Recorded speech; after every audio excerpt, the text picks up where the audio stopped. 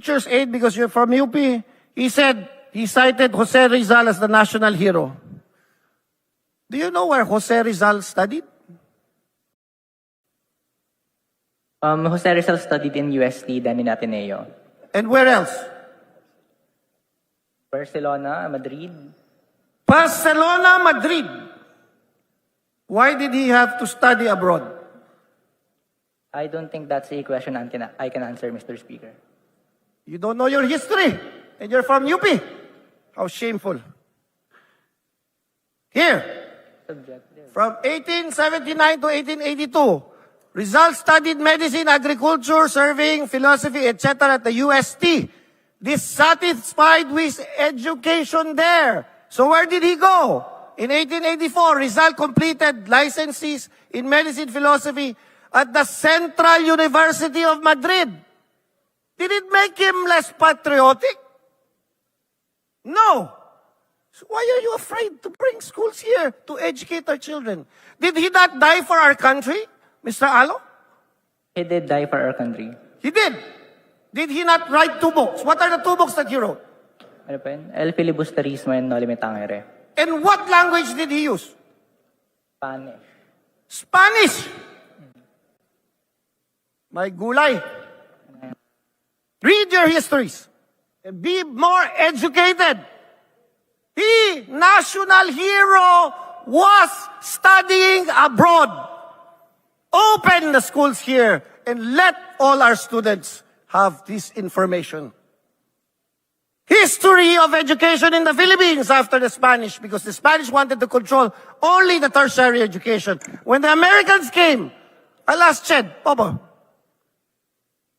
how did the educational system history here in the Philippines?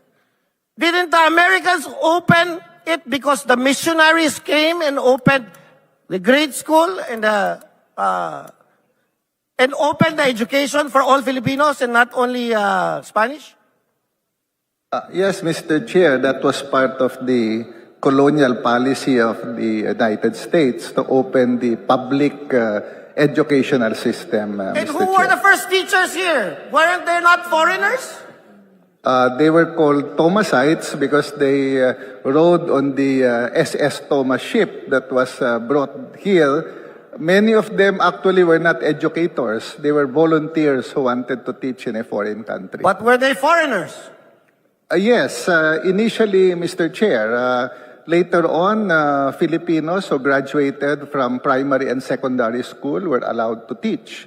You did not need a college degree at that time to teach in public school, high schools, and elementary. A elementary graduate and a high school graduate were allowed to teach if you were Filipino because they needed a lot of teachers because of the public school system, Mr. Chair.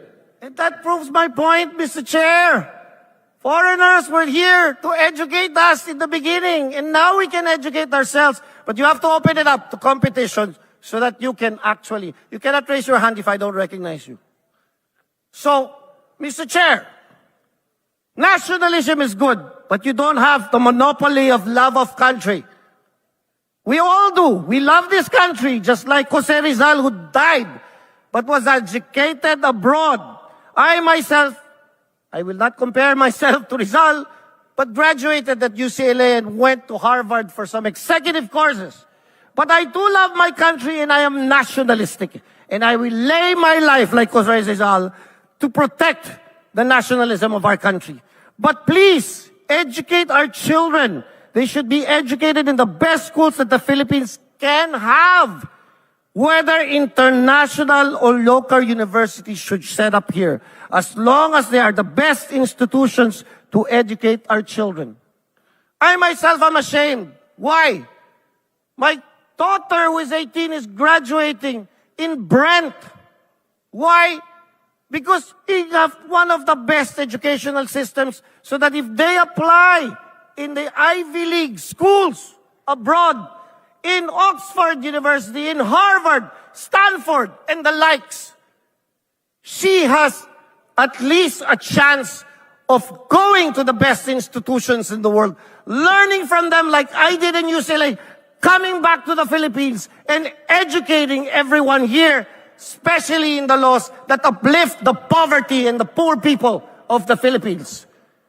So I dare you, open the educational system in the Philippines to competition to make sure our children can be educated by the best minds in the world. Thank you, Mr. Chair.